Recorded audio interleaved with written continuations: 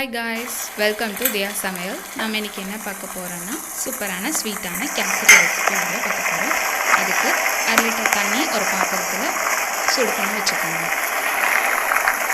அடுத்ததா இந்த கப்ல நான் 1 கப் ரவை எடுத்துர்க்கேன். அதாவது 1/4 கிலோ ரவை.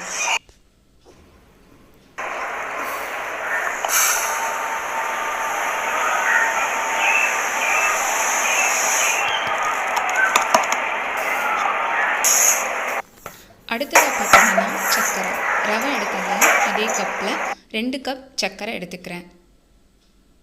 அதாவது 1/2 கிலோ சர்க்கரை 1/4 கிலோ ரவைக்கு 1/2 கிலோ சர்க்கரை நான் யூஸ் பண்ணுறேன்.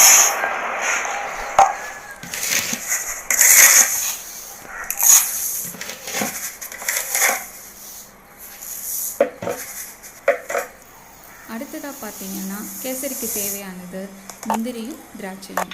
நான் முந்திரி கொஞ்சம் திராட்சை கொஞ்சம் எடுத்து வச்சுருக்கேன். அடுத்தது பார்த்தீங்கன்னா நெய் 250 ml எடுத்திருக்கேன். நெக்ஸ்ட்டு ஸ்டவ் ஆன் பண்ணிவிட்டு ஒரு பாத்திரத்தை வச்சுட்டு பாத்திரம் கொஞ்சம் ஹீட் ஆகட்டும்.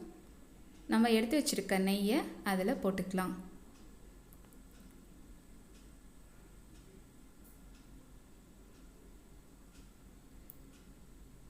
நீங்கள் இப்போவே எல்லா நெய்யும் ஆட் பண்ணுறதுனாலும் பண்ணிக்கலாம். இல்லை 250 மட்டும் இப்போ ஆட் பண்ணிட்டு கடைசியாக மீதி இருக்க நெய் நீங்கள் ஆட் பண்ணிக்கலாம். நான் 200 ml மட்டும் இப்போதைக்கு ஆட் பண்ணுறேன்.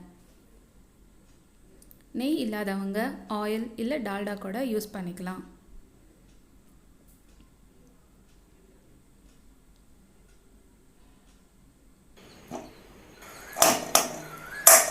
அடுத்ததாக நான் ஆயில் கொஞ்சம் யூஸ் பண்ணுறேன். Refined oil.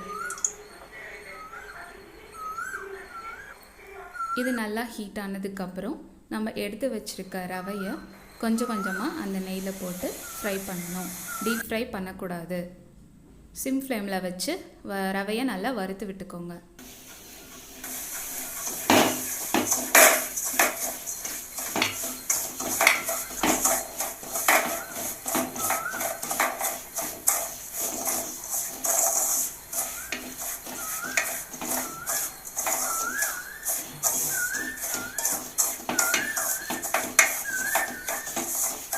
அடுத்ததாக பார்த்தீங்கன்னா நான் இதில் கொஞ்சம் ஃபுட் கலர் ஆட் பண்ணுறேன். அதாவது கேசரி பவுடர்னு சொல்லுவாங்க. ஃபுட் கலர் ஆட் பண்ணதுக்கப்புறம் சிம் ஃப்ளேமில் வச்சு ரவையை நல்லா வறுத்து விட்டுக்கோங்க.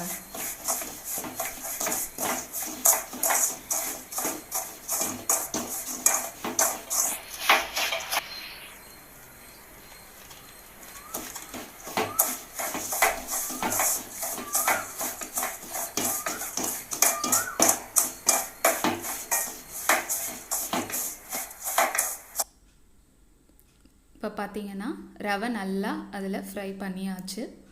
அடுத்ததாக என்ன பண்ண போகிறோம்னா நம்ம கொதிக்க வச்சுருக்க 1/2 லிட்டர் தண்ணியை இந்த ரவையில் கொஞ்சம் கொஞ்சமாக ஆட் பண்ணி கிளறி விட்டுட்டே இருக்கணும்.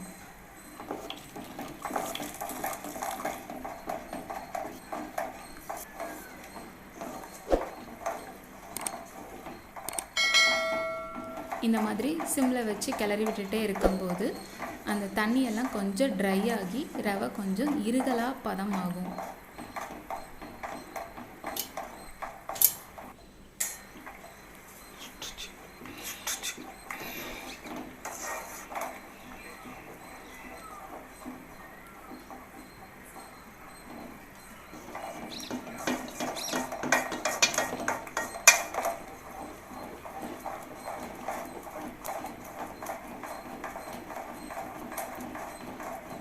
உங்களுக்கு இந்த மாதிரி டிஃப்ரெண்ட்டான ஈஸியான ரெசிபீஸ் தேவைப்பட்டுச்சுன்னா இந்த சேனலை மறக்காமல் லைக் பண்ணுங்கள், ஷேர் பண்ணுங்கள், சப்ஸ்கிரைப் பண்ணிக்கோங்க, இன்ஸ்டாவில் ஃபாலோ பண்ணிக்கோங்க. இப்போ பார்த்தீங்கன்னா ரவை நல்லா கொஞ்சம் இருக்க ஆரம்பிச்சிடுச்சு. இந்த சமயம் நம்ம 2 டம்ளர் சர்க்கரை எடுத்து வச்சுருக்கோம் இல்லையா, அதாவது 1/2 கிலோ, அதை கொஞ்சம் கொஞ்சமாக ரவையில் ஆட் பண்ணி கிளறி விட்டுக்கோங்க.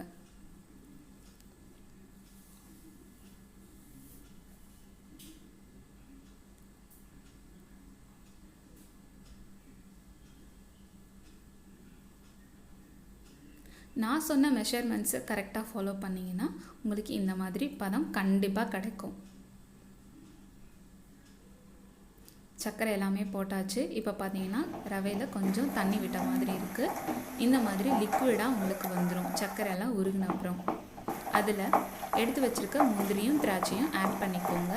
நான் அப்படியே ஆட் பண்ணிக்கிட்டேன். உங்களுக்கு நெய்யில் வறுத்து ஆட் பண்ணணுன்னா நெய்யில் வறுத்து நீங்கள் ஆட் பண்ணிக்கோங்க.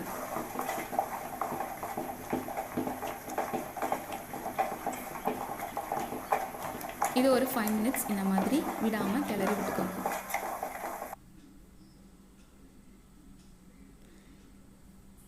யூஸ்வலாக ஃபாலோ பண்ணுற ஸ்டெப்ஸை விட இது கொஞ்சம் டிஃப்ரெண்ட்டாக இருக்கும். கல்யாண வீடு விசேஷங்களில் இந்த மாதிரி மெத்தட் ஃபாலோ பண்ணுறாங்க. நாங்களும் வீட்டில் ட்ரை பண்ணோம். இது கொஞ்சம் டிஃப்ரெண்ட்டாக இருந்தது. ஸோ உங்களுக்கும் ஷேர் பண்ணியிருக்கேன்.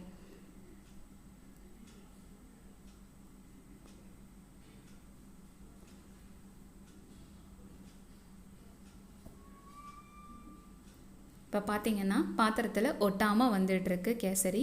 இந்த பதம் தான் கரெக்டான பதம்.